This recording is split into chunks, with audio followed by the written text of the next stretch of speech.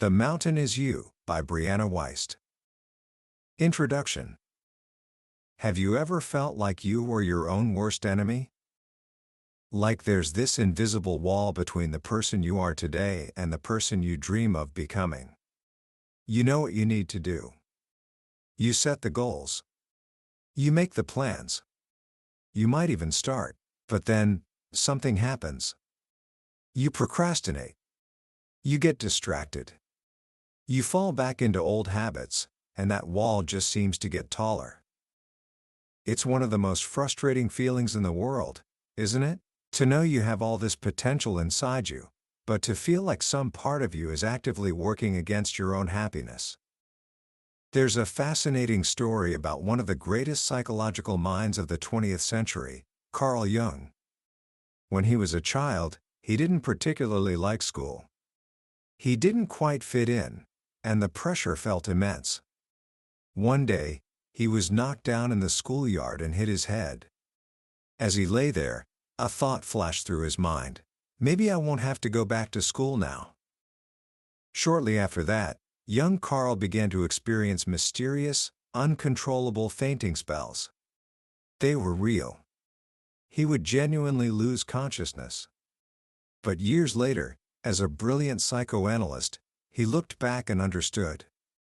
His subconscious mind had found a solution. It had created a very real physical symptom to meet a very deep, unspoken need, the need to escape a place that made him feel unhappy and unsafe. What if our own self-sabotage, our procrastination, our anxiety, our bad habits, what if they aren't signs that we're broken? What if they are a secret language, a series of complex, intelligent signals from the deepest parts of ourselves, trying to tell us what we truly need? This is the profound and life-changing idea at the heart of Brianna Wiest's incredible book, The Mountain Is You. It's a book that doesn't just give you tips and tricks, it hands you a map to understand the inner workings of your own mind. It reframes your greatest obstacle not as something to be defeated, but as something to be understood. By the end of our time together today, you will understand this secret language. You will see that self-sabotage isn't a flaw to be fixed, but a guide. And this guide, if you learn to follow it, leads directly to your freedom, your power, and the person you are always meant to become. You will learn that the biggest, most intimidating mountain you will ever have to climb is, and always has been, you. And you'll also learn that you already have everything you need for the ascent. Book summary. Let's start with the most important idea in this entire book, a truth so simple and so powerful it can change everything in an instant.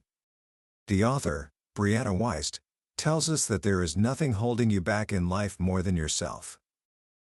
If there is an ongoing gap between where you are and where you want to be, and every time you try to close that gap, you're met with your own resistance, your own discomfort, your own strange patterns of self-destruction, self-sabotage is almost always at work.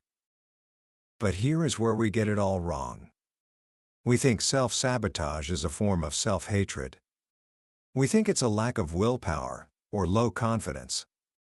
We beat ourselves up, asking, why do I keep doing this to myself? Brianna offers a revolutionary answer.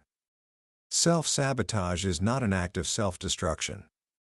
It is a misguided act of self-preservation. Think back to Carl Jung and his fainting spells. His body wasn't trying to hurt him, it was trying to protect him from the misery of school. In the same way, your self-sabotaging behaviors are simply your subconscious mind trying to meet an unmet need. It's a coping mechanism. It's the only tool it has when you aren't consciously giving yourself what you truly require. Imagine this: sometimes, we sabotage our relationships because what we really, desperately want is to find ourselves, but we're terrified of being alone. So we push people away to get the space we need, without ever having to admit our fear. Sometimes, we sabotage our professional success because what we really want is to be a painter or a musician, but we're afraid of what society will think. So we mess up at our safe job to prove that we don't belong there, freeing ourselves up to pursue our art without ever having to consciously take that terrifying leap. In every act of self-sabotage, there are two conflicting desires at war. One is conscious, I want to be healthy. The other is unconscious, but unhealthy food is the only way I know how to comfort myself from this deep stress I refuse to acknowledge. One is conscious, I want a loving relationship. The other is unconscious, but the only love I knew as a child was chaotic, so I recreate that chaos because it feels familiar, and familiarity feels like safety. This internal conflict, this friction between two opposing needs, is what creates the mountain. Just as a geological mountain is formed when two tectonic plates push against each other with immense force, your personal mountain arises from the pressure of these conflicting parts of you. Your journey, then, is not about fighting yourself. It's not about using brute force to conquer your bad habits. That never works. The journey is about becoming a peacemaker. It's about learning to understand both sides of this internal conflict and finding a better, healthier way to meet all of your needs. So, if our self-sabotage is a message, a kind of secret code from our subconscious, how do we learn to decipher it? Brianna tells us that the clues are hidden in plain sight. They are our emotional triggers. Our triggers, she says, are the guides to our freedom. We're taught to think of triggers as bad things.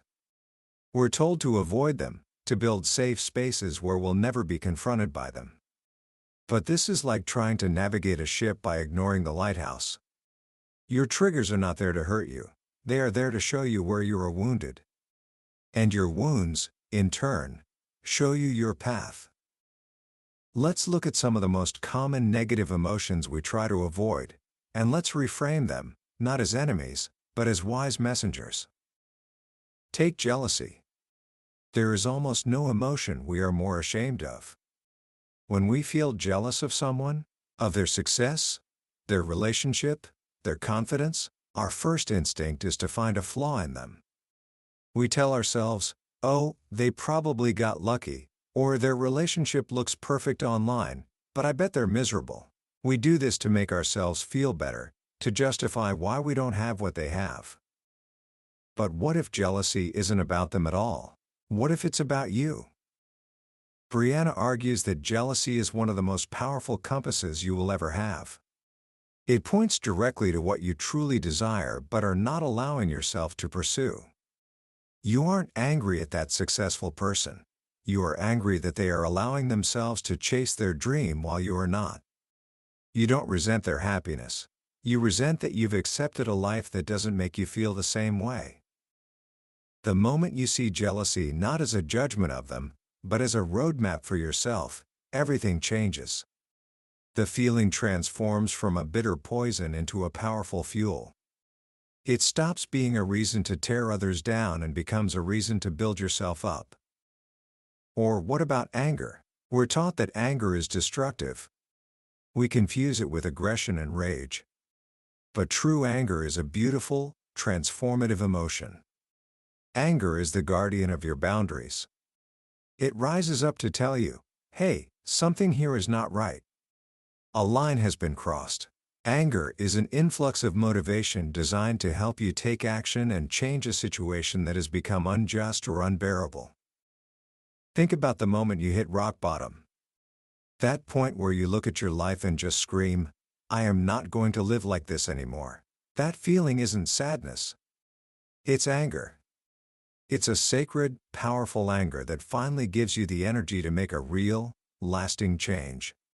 The problem isn't the anger itself, it's when we don't use that energy to change our own lives, and instead, we project it outward and take it out on others. Even regret has a hidden purpose. We think regret is a punishment for our past mistakes. But it's not. Regret is a message from your future self. It's showing you what is absolutely essential for you to create in the life you still have ahead of you. Did you regret not traveling when you were younger? That's regret telling you that adventure is a core need, and you must find a way to incorporate it into your life now. Do you regret not treating someone with kindness? That's regret showing you that compassion is one of your highest values, and you must live by it going forward. Regret doesn't exist to make you feel bad about what you didn't do. It exists to motivate you to live up to your own expectations, starting today. These messengers, jealousy, anger, regret, fear, they don't always speak in a language we immediately understand. They often manifest as a collection of behaviors, these strange patterns of sabotage that keep us stuck. One of the most common is perfectionism. We tell ourselves it's a good thing. I just have high standards, we say. But perfectionism isn't about having high standards. It's a shield. It's a very clever way to avoid the risk of failure and the vulnerability of trying. If you tell yourself you can only start writing your book when you have the perfect idea, or you can only apply for the job when you have the perfect resume, you've created the perfect excuse to never start at all. The fear of not being good enough keeps you from doing the very work that would make you good enough. The solution isn't to try to be perfect. The solution is to give yourself permission to be a beginner. To focus on progress, not perfection. Don't worry about writing a bestseller, just write one page. Don't worry about building a global business, just help one customer. The willingness to show up and simply do the work, again and again, especially when it's not perfect, is the only path to mastery. Another form of sabotage is something Brianna calls hitting your upper limit. This is an idea borrowed from the author Gay Hendricks, and it's fascinating. Each of us has an internal thermostat for how much happiness, success, and love we are comfortable experiencing. When our life starts getting too good, when we get the promotion, fall in love, and feel healthier than ever, we surpass that comfortable setting. And what happens? We unconsciously create a problem to bring ourselves back down to the familiar temperature we're used to. Have you ever had a wonderful day, only to pick a fight with a loved one over something ridiculous that evening? Or have you ever reached a huge milestone at work, only to immediately start worrying that you're going to get fired? That's your upper limit at play. It's your subconscious saying, "Whoa, this much happiness is unfamiliar. Unfamiliar feels dangerous. Let's create some drama to get back to the level of stress we know how to handle." The way to overcome this isn't to brace for impact. It's to slowly, gently, acclimate yourself to your new reality. To allow yourself to feel good. To consciously expand your capacity for joy, telling yourself, "This is my new normal. It is safe to be this happy." Then there's the saboteur we call busyness. People who are always busy are often just running from themselves. Busyness is the ultimate distraction. It makes you feel important. It gives you an excuse to avoid the people and feelings that make you uncomfortable. But being busy is not a virtue. It's a signal that you don't know how to manage your time, or worse, that you're afraid of what you might find in the quiet moments if you ever allowed yourself to have them. We see this pattern in so many other forms. Uprooting, where we constantly jump from city to city, job to job, relationship to relationship, always seeking a fresh start so we never have to deal with the messy reality of planting roots and solving problems.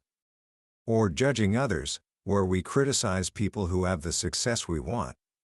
By telling ourselves rich people are corrupt or famous people are miserable, we create a subconscious rule for ourselves: if I get money or success, I will become a bad person. And so, we unconsciously sabotage any chance we have of achieving it. Understanding what we do is the first step. But to truly create change, we have to understand the very machinery inside our heads that makes us resist that change in the first place. Brianna introduces us to a crucial concept: your brain has something called a homeostatic impulse. Just like a thermostat in your house works to keep the temperature stable, your subconscious mind works to keep your mental and emotional life stable. It wants to keep you in your comfort zone. This is why change is so hard, even positive change. When you start eating healthy, your brain, accustomed to junk food, screams, "This is not normal. This is uncomfortable." When you start a healthy relationship, your brain, accustomed to chaos, whispers, "This is boring. Something must be wrong." Your brain isn't trying to hurt you. It's trying to maintain the status quo because, to your ancient survival wiring, what is familiar is what is safe. This is why you can't just rely on a sudden burst of motivation. A single, mind-blowing breakthrough is not what changes your life. Real, lasting change happens through what Brianna calls microshifts. Breakthroughs are not spontaneous events, they are tipping points.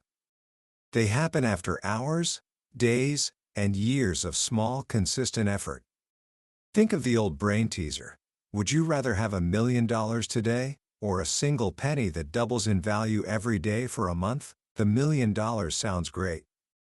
But that one penny, through the power of compounding, would be worth over $10 million by the end of 31 days.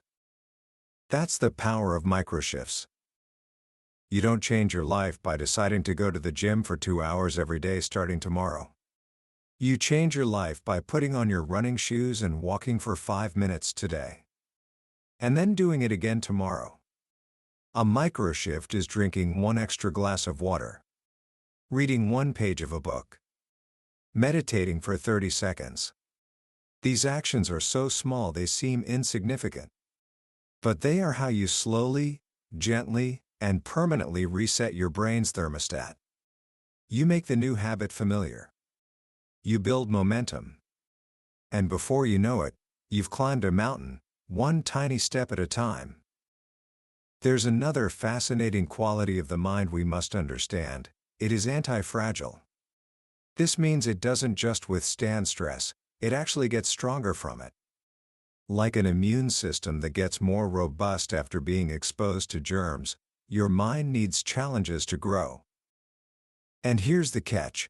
If you don't give your mind real, meaningful challenges to work on, like building a business, learning a skill, or helping others, it will invent problems for you. This is where a lot of our chronic anxiety and irrational fear comes from. Our brilliant, problem-solving mind has nothing to solve, so it turns on itself. It starts to worry about unlikely catastrophes and creates imaginary threats. It's like a brilliant sheepdog with no sheep to herd. It starts hurting the furniture and causing chaos. The solution isn't to shield yourself from all adversity. It's to choose your challenges. To step out of your comfort zone on purpose. To focus on problems that are worthy of your energy. This is how you harness your mind's power for creation instead of letting it default to chaos. So, we now understand the why, our unmet needs. We understand the what, the specific ways we sabotage. And we understand the how, the internal wiring of our minds. Now, where do we go from here? This is where we move from understanding to action. From self-sabotage to self-mastery. The journey forward begins with a single, crucial step, releasing the past. But here's the paradox, you cannot force yourself to let go. If you stand in front of a mirror and command yourself, let it go, move on, you will only grip it tighter. Our minds don't work that way. Brianna explains that you don't let go by focusing on the thing you want to release. You let go by building a new life that is so immersive, so engaging, and so exciting, that the past slowly, over time, begins to fade into the background. You don't forget it, but its emotional charge dissipates. You build a new present that is more compelling than the pain of your past. This involves doing the tender work of connecting with your inner child, that younger version of you who was first hurt. You can visualize going back to that moment, not to change it, but to sit with your younger self and give them the comfort, wisdom, and reassurance they needed but never received. To tell them, this feels like the end of the world, but I promise you, it's actually the beginning of your strength.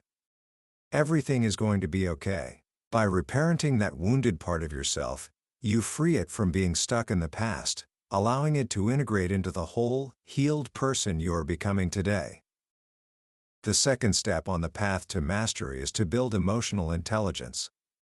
This is the absolute core skill. And it's not what most people think it is. It's not about being happy all the time. It's not about suppressing your emotions. It's about being able to feel a feeling without becoming the feeling. Let's draw a critical distinction: suppressing emotions versus controlling your response to them. Suppression is unconscious. You don't even let yourself know you're angry. You just tense your shoulders, get a headache, and snap at the next person who speaks to you. Controlling your response, however, is conscious.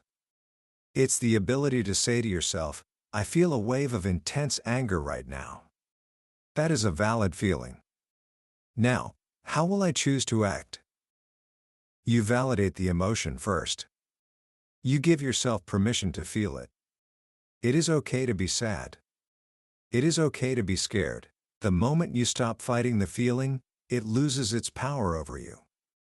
Validating your feelings doesn't make them more true. It just reminds you that it's human to feel them. And once you've acknowledged the feeling, you create a space between the feeling and your action. In that space lies your freedom and your power. The final step is to build a new future, and this is done with intention. It starts by connecting with your highest potential future self. This is the opposite of inner child work. You visualize the best possible version of you, 5 or 10 years from now. The you that is healed, wise, successful, and at peace. What do they look like? How do they carry themselves? What does their daily life look like? Then, you begin to ask one simple question every single day. What would the most powerful version of me do right now? How would they handle this email? How would they respond to this challenge? How would they spend this evening? You let that future self become the CEO of your life, the editor-in-chief making the decisions. You start to merge with that version of yourself by embodying their habits and mindset today. Next, you adopt your own principles. Brianna makes a brilliant point: inspiration is not enough. Big dreams without a strategic plan are just big flops waiting to happen. Your life isn't governed by your moods or your passions, it's governed by principles, which are like the laws of nature. A money problem isn't solved by more money, it's solved by money principles, like live beneath your means and get out and stay out of debt. A relationship problem isn't solved by finding the perfect person. It's solved by relationship principles, like take responsibility for your own happiness and communicate with kindness. Your principles are the foundation upon which you build your life. They are the non-negotiable truths that guide your actions, especially when you don't feel like it.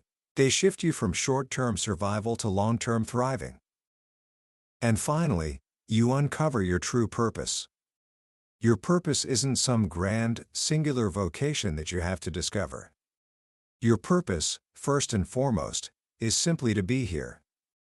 But your life's work, the way you express that purpose, is often found at the intersection of 3 things: what you are good at, what you are deeply interested in, and what the world needs. But here's the secret: most people don't find their purpose in a moment of blissful clarity. They find it through pain. They find it when they are lost, exhausted, and with their backs against the wall. It is in hardship that we discover what truly matters to us. That hardship sparks a flame that, when we tend to it with action and commitment, becomes the transformative fire of our life's work. Ultimately, the journey from self-sabotage to self-mastery is the natural course of coming to understand that you are always the one holding yourself back. And therefore, you are also the only one who can move yourself forward. You realize that your mountains are not just obstacles, they are gifts. They are the catalysts that force you to awaken, to grow, and to become the person you are always destined to be. The mastery is not in never feeling fear, or sadness, or doubt. The mastery is in feeling it all, understanding its message, and choosing to act from your highest self anyway. It is to finally understand that the years of discomfort you endured were not a punishment. They were your deepest self, your truest self, informing you that you were capable of more, deserving of better, and meant to transform into the hero of your own life. Commentary. As we wrap up our journey through The Mountain Is You, I want to take a moment to reflect on why this book is so incredibly powerful, especially for someone standing at the threshold of their adult life. The most profound shift this book offers is one of perspective. It takes the most painful and shameful parts of our experience, our self-sabotage, our deepest insecurities, and reframes them not as flaws to be ashamed of, but as messengers to be honored. It's a radical act of self-compassion. To stop seeing yourself as a broken person who needs to be fixed, and to start seeing yourself as a whole person who is simply misinterpreting the signals from within. In a world that is constantly screaming at you from the outside, through social media, through the expectations of others, this book brings you back home to yourself. It teaches you that the answers are not out there. They are in here. The ability to listen to your own inner world, to understand the language of your emotions, is the ultimate superpower in the 21st century. It's the key to building a life that feels authentic and true, not just one that looks good from the outside. This journey from self-sabotage to self-mastery is not about becoming a perfect, flawless person who never makes mistakes. It's about becoming a person who is no longer afraid of their own humanity. It's about building the mental and emotional strength to handle whatever life throws at you, knowing that every challenge is an opportunity to grow stronger, wiser, and more yourself. So, how can you start applying this wisdom today? Here are 3 simple, practical actions you can take. First, for the next week, become an emotional detective. When you feel a strong, uncomfortable emotion, jealousy, anger, anxiety, don't just try to push it away. Pause. Take out a notebook and write it down. Then ask it a question. What are you trying to tell me that I need right now? You will be astonished at the wisdom that emerges when you simply listen instead of react. Second, the next time you face a difficult decision or a moment of self-doubt, use the future self question. Close your eyes for just 30 seconds and ask, what would the wisest, most powerful version of me, the me who has already achieved all my goals, do in this situation? Then, listen for the quiet, calm answer that follows. Trust that voice. And third, choose one microshift. Just one. Don't try to overhaul your entire life tomorrow. Pick the smallest possible action that moves you toward the person you want to become. Maybe it's putting your phone away 30 minutes before bed tonight. Maybe it's drinking 1 glass of water when you wake up. Maybe it's writing 1 sentence in a journal. The size of the action doesn't matter. The consistency does. Take that one small step, and then take it again tomorrow. The mountain in front of you can seem impossibly high. But the truth is, the mountain is not an obstacle on your path. The mountain is the path. The purpose of the journey is not just to reach some distant summit. It is about who you become during the climb. You are not broken. You are becoming. And your journey is just beginning. That was a glimpse into the wisdom of The Mountain Is You by Brianna Wiest. We've walked the foothills together, but I truly believe a summary is like seeing a trailer for the most incredible movie. It can show you the highlights, but it can't give you the feeling of being there.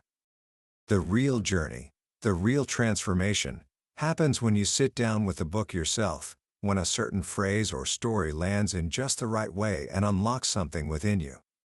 This summary is a map, but the book is the territory. If anything we've talked about today has sparked something in you, I encourage you to explore that territory for yourself. The link to the book is in the description. Also, if this conversation was valuable to you, do me a small favor and hit that subscribe button. It's a simple click, but it tells me we're on the right track, and it ensures that you won't miss our next exploration into another book that has the power to change your life. Let's keep climbing together.